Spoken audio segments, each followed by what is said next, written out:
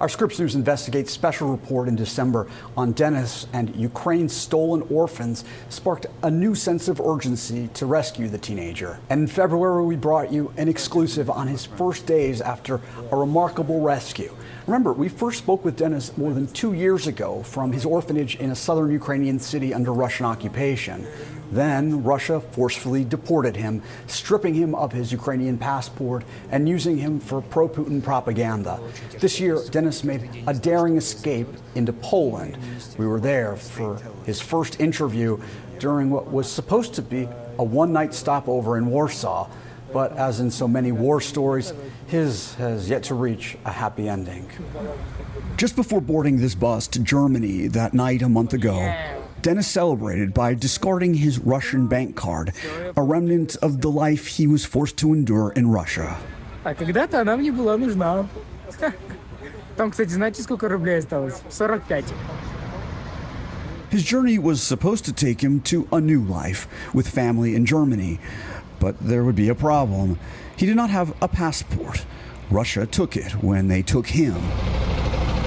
Denis, like thousands of other stolen Ukrainian children, stripped of their national identity. But the next day, he was forced to return to Warsaw, where he remains in limbo, living with a refugee family. His only sense of normalcy found on the soccer field. When we last saw you, you were getting on a bus to go to Germany to see your grandmother and your brother, to live with them. What happened? С Германии, и, к сожалению, автобус остановили и начали проверять документы. У меня из-за отсутствия загранпаспорта меня высадили из автобуса, отвезли в отделение полиции и завели уголовное дело о незаконном пересечении границы. И потом депортировали обратно в Польшу. He's now been waiting in Warsaw for the documents he needs to continue his journey for more than a month. Я хочу. Да, не все получается, не на все есть возможности, но я стараюсь не унывать, потому что это, правда, новый этап моей жизни, в котором мне приходится жить самостоятельно.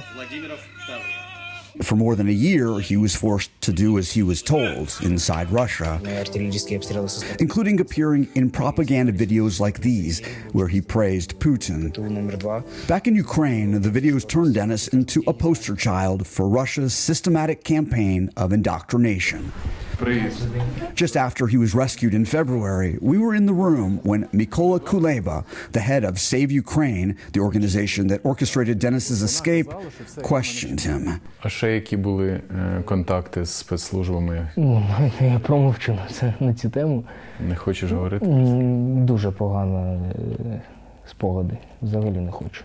In your mind, is he a victim of a war crime? Yes, 100%.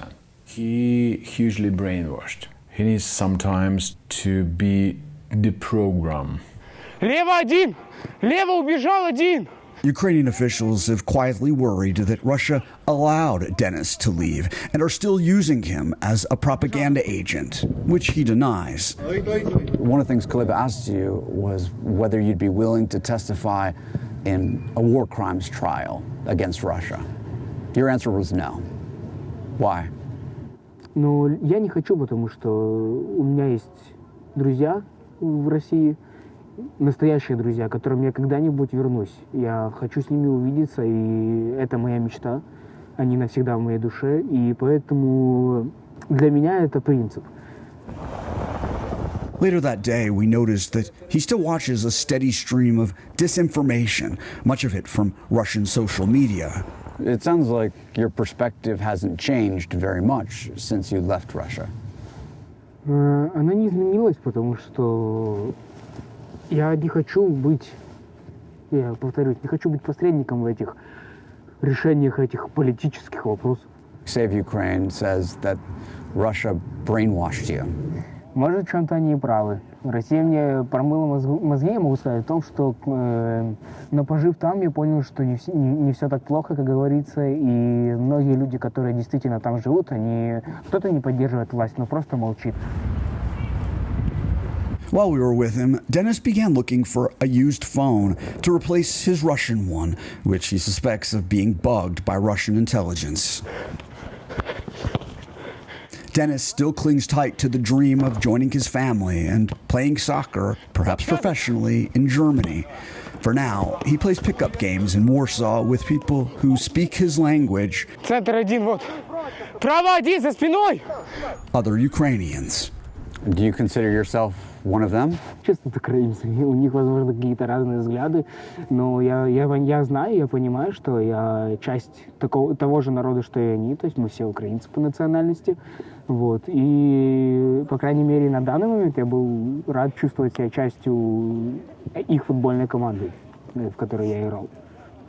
For now, Dennis remains stripped of the most important symbol of his Ukrainian identity, a passport. Russia's actions against him keeping him from the final leg of his journey.